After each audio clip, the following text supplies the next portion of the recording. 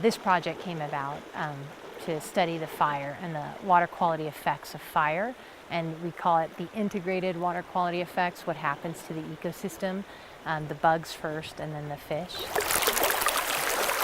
We have two different watersheds here where we have Trout Creek coming right through the burn, and both sides of it were burned.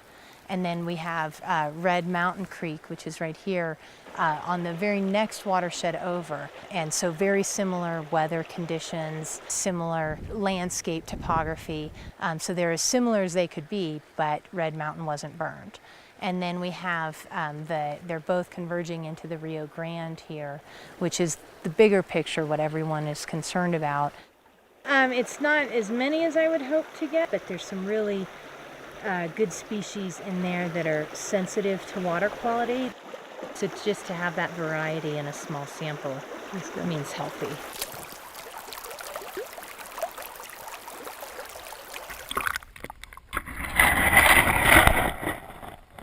You know, fish are used to muddy water. They are used to runoff. This is what they've evolved with. And they're even conditioned to fire to some degree. But in this case, the turbidity of this stream, 12 NTUs is the unit.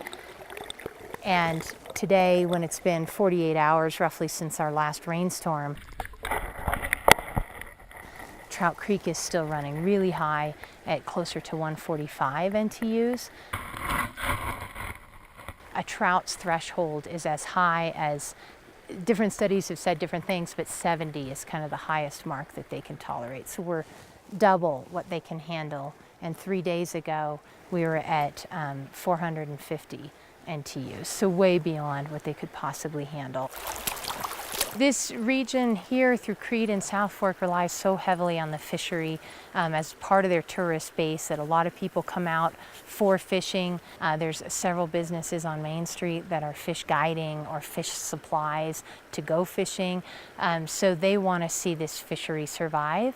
And while trout have evolved with forest fire, this is not an unnatural disturbance. In nature, it might take 5 years before the trout population rebounds, and in fact it will come back stronger, that they actually need the fire. But what our concern is, can businesses make it those 5 years if there's no trout population? And again, so far so good on the Rio Grande, and fishing has been very good and decent, but obviously any landowner on Trout Creek or other impacted tributaries, that hurts their guests and their fishing abilities. Downstream, we're watching it as far as Del Norte because the farmers are worried about what's coming off the land. If that would be, I'm watching nitrates and phosphates, things that they add as fertilizers anyway, but if the water's coming rich with fertilizer, they need to know. And it's also can be part of the drinking water supply. And so I've put these 6 probes in the Rio Grande on the main stem and have been watching them since April. And they take readings every 15 minutes of water quality health and project it online. And everything on the Rio Grande has been looking great. And it seems that the effects are happening at the tributaries, and that's what's being hit hard, that the Rio Grande has enough fresh water coming in from tributaries that weren't burned, that it seems to be able to absorb the impact.